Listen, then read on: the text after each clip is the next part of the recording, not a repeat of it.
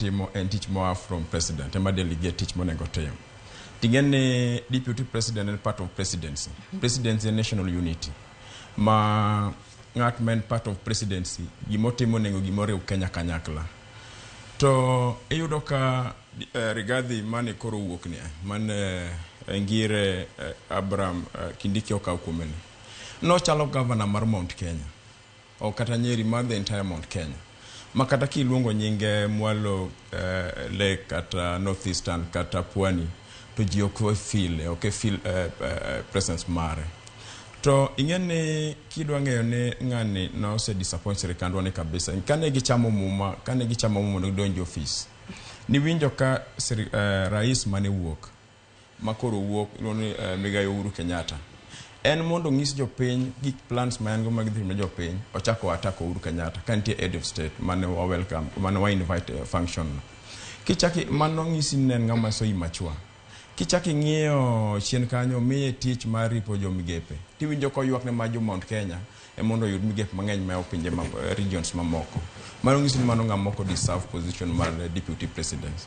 Kichaki ng'iyo tich ma ichomiye mar kahawa kata weche mag kuong ma ichamero jigi. Iyudo ka en too much kum Central Kenya ma the regions. Ng'eni yedhe ma mero gi ji ne en gimoro mako anybody. Kidhi kata mana Nyanza ntie issues. Kidhi kata mana Kisii Nyanza region. Iyudo ka gipidho kahawa. Kidhi kata Kericho gipidho kahawa. Iyudo ka en too much in Central Kenya. At the same time, ni winjo gima speech mane president oloso. Ng'isi ni has been lonely. Ogombo ng'ama tene manyalo assist. Kindiki king'iyo historia mare, king'iyo kata tich jopiny, king'iyo kata mane professional ka osebedo jopuonj mbalariany, osetiyo ne jopiny, osebedo bunge.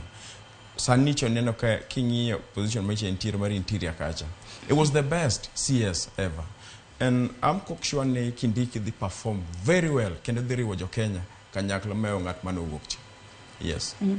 Korka kurimesha kodede nyaka sani koro wang'ene jalup jatend piny wantiere godo manyien Kithure Kindiki kendo nyalo wacho ni jopiny nitiere kod geno no bobedo kotiyo ne jopiny yo makare mano moloyo kaka Rigathi Gachagua ne tiyo mano kane en jalup jatend piny Kenya kata kamano ang'o monego bed notimo mopogore ma jopiny biro bedo kaneno ni lokruok nitiere nikech adiera ikine ma osebedo kata kwasomo moko kuom ote ma joneno magwa chwalo gipenjo ni koro Kithure Kindiki osechamo muma kaka jalup jatend piny ber mane ma japiny dhi neno. Erokamano Joyce. Gik moko ariyo are very profound e wachni.